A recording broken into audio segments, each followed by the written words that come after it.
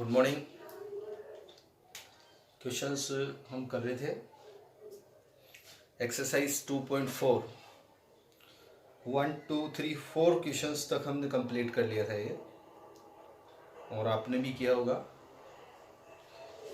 ठीक है, तो 5 नंबर क्वेश्चन हम कर रहे हैं। इसका 5 नंबर थोड़े से लेंथी क्वेश्चन है, लंबे हैं, पर वैसे हार्ड नहीं है, इजी है। Shubho's mother present age is 6 times Shubho's present age. तो स्मॉल कौन है इसमें, शुभो है या शुभोज मदर है? स्मॉल को हम मानेंगे, will at the small number. Okay, small, so let the present age of Shubho, present age of Shubho, ठीक है, उसको हमने मान लिया x year. So present age of his mother, yes, his mother, ये हो गया सर।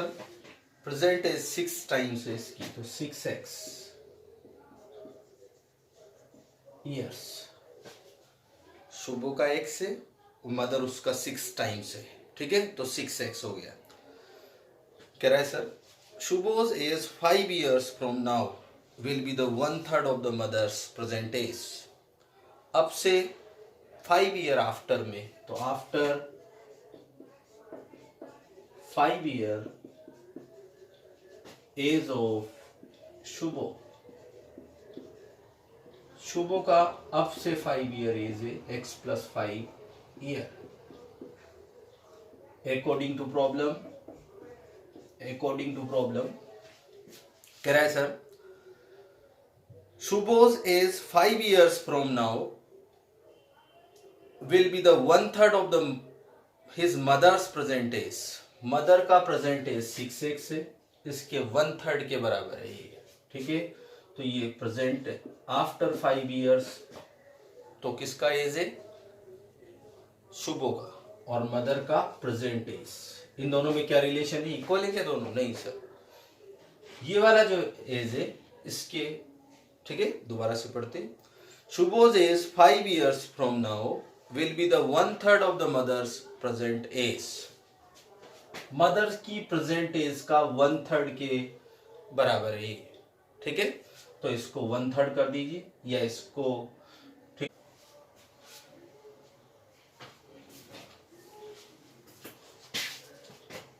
इसको, ये 1/3 है इसका, तो या तो इसको 1/3 कर दीजिए तो दोनों इक्वल हो जाएंगे, या इसको 3 टाइम्स कर दीजिए तो इसको 1/3 कर दो, कोई दिक्कत नहीं है।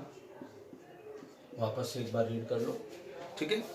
कह रहा है सर हमसे, Shubho's present mother's present age is 6 times the Shubho's present age. Shubho's age 5 years from now, अब से 5 साल बाद, ठीक है, will be the 1/3 of the mother's present age. Mother's age के प्रेजेंट एज के 1/3 के इक्वल होगा। तो सॉल्व कर लीजिए, x + 5 = 2x, 3 1 जा 3 2 जा, और ट्रांसपोर्ट करिए, x - 2x = -5, -x = -5, और x की जो वैल्यू आ गई वो 5 आ गई। क्या आ गई? 5। So present age of Shubho हो गया हमारे पास कितना, x। So present age of Shubho, ठीक है, ये है सर आपका x 5 year, और present age of his mother, ये हो गया आपका 6x मीन 6 × 5 30 year, ठीक है। अब इसको चेक कैसे करते हैं, देखो इधर, आफ्टर 5 year, तो ये 5 + 5, और ये है 6 × 5, तो ये हो गया 10 ईयर और ये 30 ईयर, इसके 1/3 के इक्वल होगा ये। तो 1/3 कितना हो गया इसका, 10 इक्वल्स टू 10 हो गया। चेक कैसे किया हमने, सबसे पहले 5 ईयर ये है, आफ्टर 5 ईयर इसका एज हो गया 5 + 5 10 और ये इसके 1/3 के इक्वल है। तो 6 × 5 = 30, 30 × 1/3 मीन्स हो गया ये आपका 10। ठीक है, तो आप लोगों ने चेक कर लिया इसको, तो चेक भी कर सकते हैं आप लोग, बैक साइड में देखने की जरूरत नहीं है, यही चेक कर लीजिए। ठीक है, हो गया ये। नेक्स्ट क्वेश्चन देखिए, रीड करो इसको।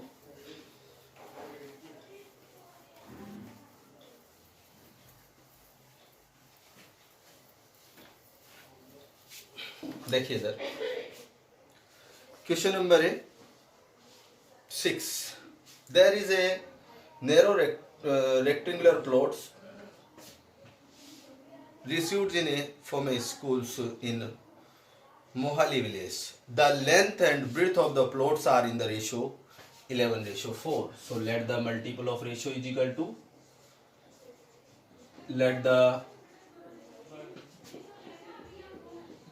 multiple of ratio be x.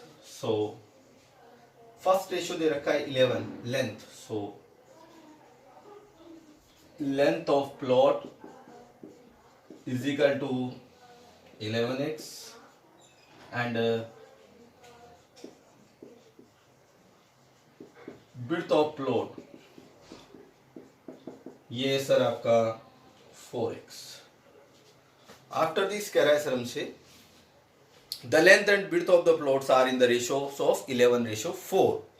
At the rate of 100 per meter, it will be the cost of village panchayat of rupees 75,000 to fence the plot.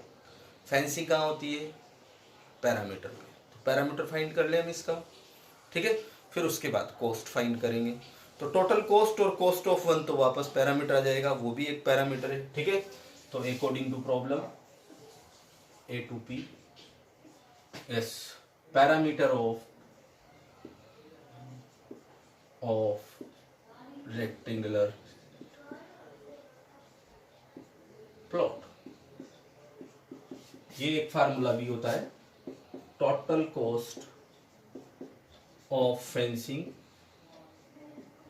Upon cost of 1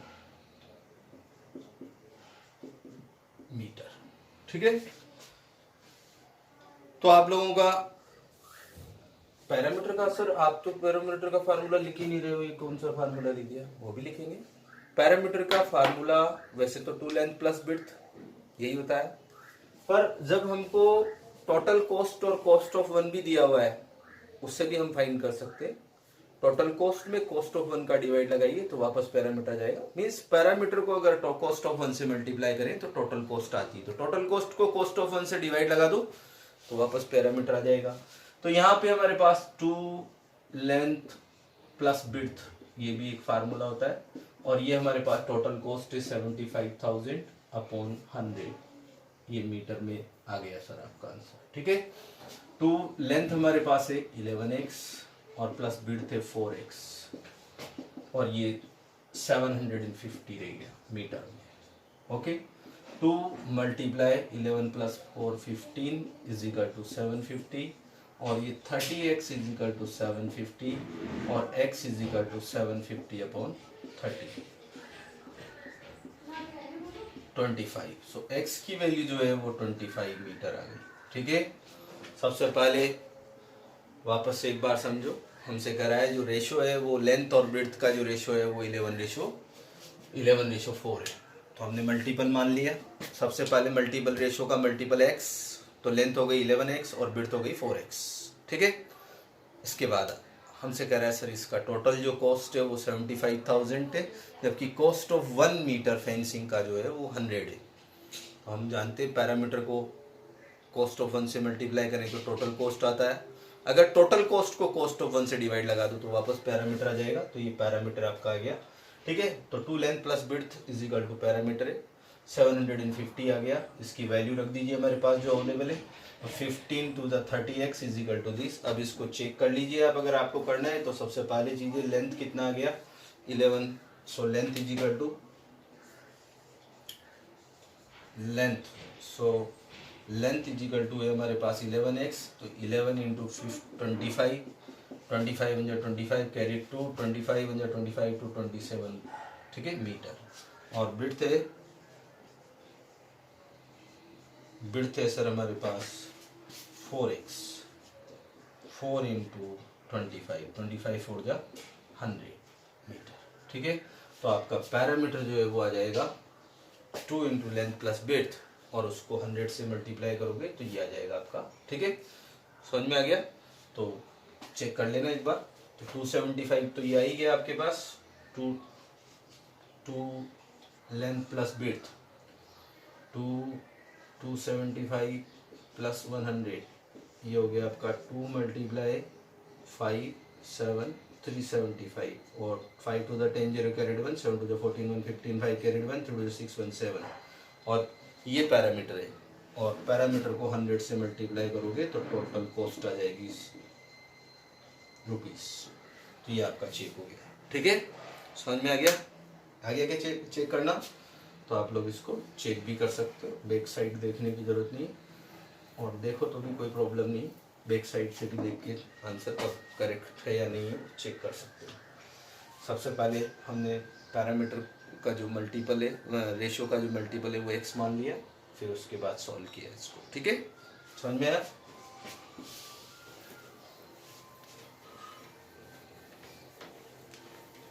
next question देखिए,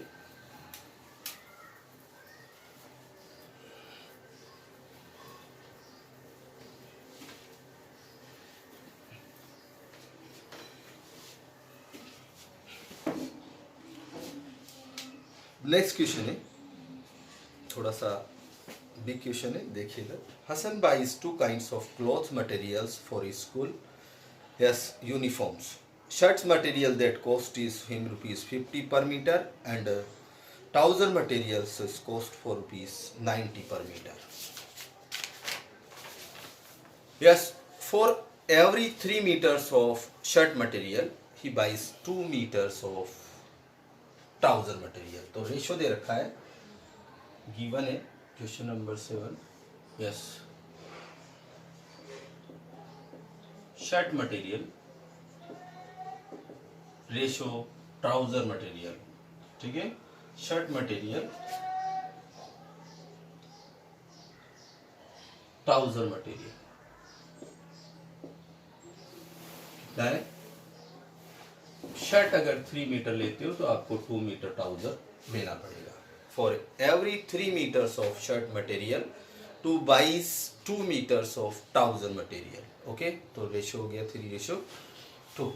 late the multiple, let the multiple of ratio is equal to x. So shirt material she buys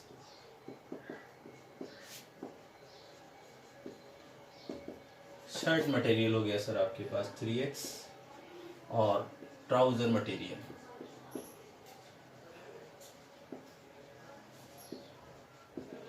ये हो गया आपके पास 2x, ठीक है। आगे क्या कह रहा है sir? She sell the materials is 12% and 10% profit respectively. She sell the materials at 12% and 10% profit respectively. Yes. अब आगे हम इसका कॉस्ट निकालें पहले तो, ठीक है। क्या कह रहा है दोबारा से एक बार रीड कर लेते हैं। क्वेश्चन नंबर 7 ये, Hasan buys 2 kinds of cloth materials for school uniforms. Yes, shirt materials that cost him ₹50 per meters, and trouser materials for cost him ₹90, ठीक है। तो पहले शर्ट मटेरियल की बात कर रहा है, तो शर्ट मटेरियल में she sell the materials at 12% and 10% profit respectively. तो दोनों का अलग अलग उसने प्रॉफिट और लॉस प्रॉफिट दे रखा है, एक का 12% है, सेल द 12% एंड 10% प्रॉफिट। तो एसपी दोनों कंडीशन में हमको फाइंड करना पड़ेगा। तो दोनों का पहले तो कितना कॉस्ट है वो निकाल लीजिए, ठीक है। तो आपके पास सो प्राइस ऑफ या cost price of 3x metre shirt material,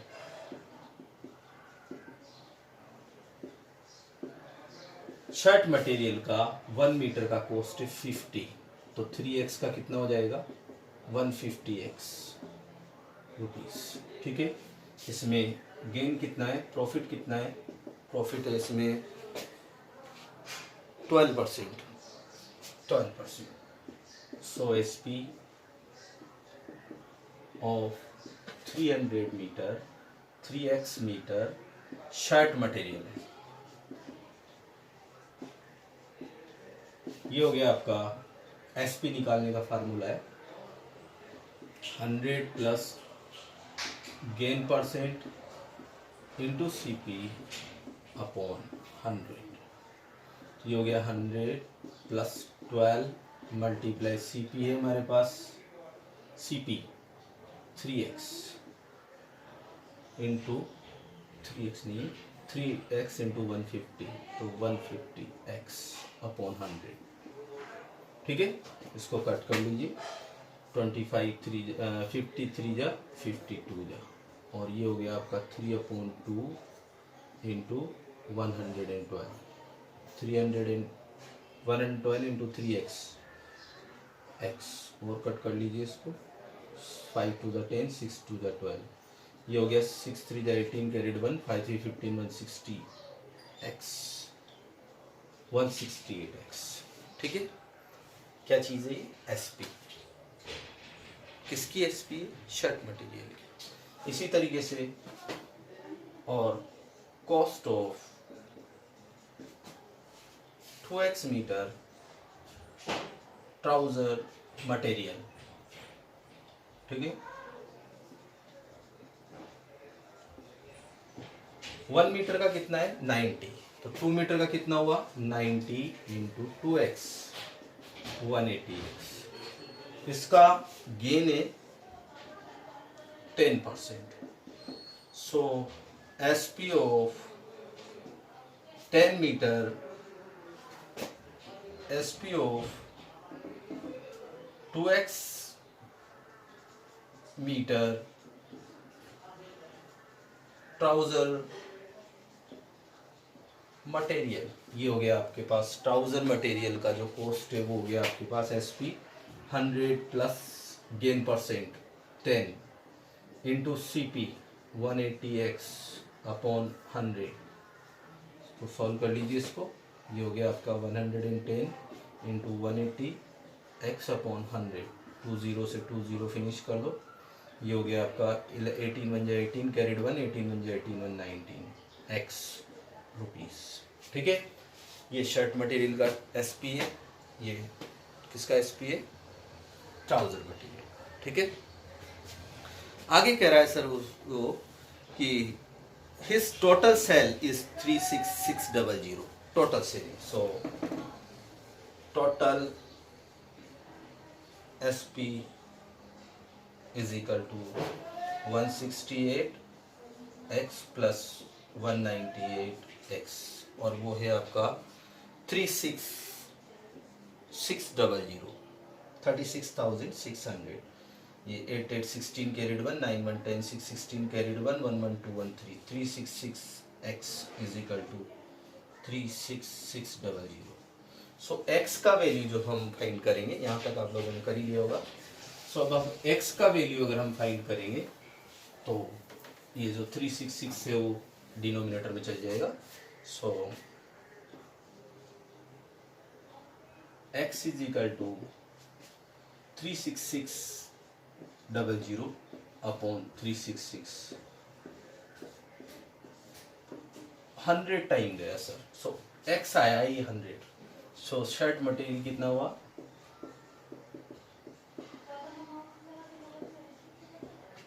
हमारे पास था 3x 3 into 100 300 metre, and trouser material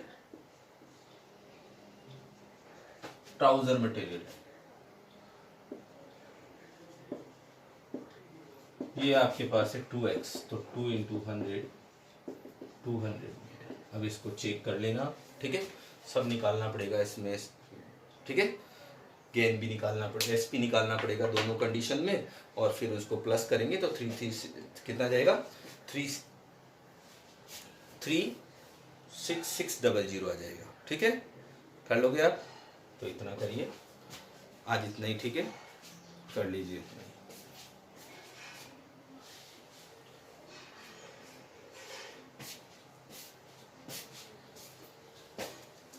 एक क्वेश्चन और कर सकते हैं, यहाँ पे टाइम है भी हमारे पास, आपको तो करवा दें, देख लो।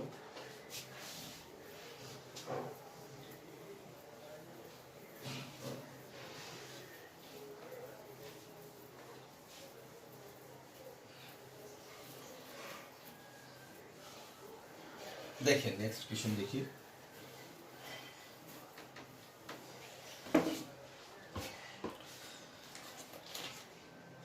half of the herd are grazing in a field and 3/4 of the remainings are playing nearby, and 9 are drinking water for the pond. Find the numbers of deers in the herd. तो मान लीजिए let the number of deer in herd, झुंड में, जो झुंड था उनका, उसमें कितने डियर है, x मान लिया, ठीक है। अब कह रहा है sir grazing half of the, तो number of deer are grazing, ठीक है, वो है 1/2x, तो रिमेनिंग कितना बचा, रिमेनिंग हो गया सर हाफ, 1 में से हाफ गया तो 1x minus 1/2x is equal to 1/2x, remaining देगा सर। अब कह रहा है सर हमसे half of the deers herds in the deers are grazing in the fields, and 3/4 of the remainings are, remaining का 3/4 playing, so number of deer are playing, 3/4 of remaining, तो remaining कितना है हमारे पास 1/2x, ठीक है, और ये हो गया सर आपका 3/8x, ये क्या कर रहे हैं, प्लेइंग कर रहे हैं डियर, और number of deer are drinking water, ये सर नंबर दिया हुआ है इसमें 9, ठीक है, ड्रिंकिंग वाटर जो कर रहे हैं वो 9 है, सब मिलाकर कितने डियर थे हमारे पास, x, तो ये सब x ही है सब मिलाकर, ठीक है, कितना होना चाहिए, सबको मिलाकर x होना चाहिए, तो अकॉर्डिंग टू प्रॉब्लम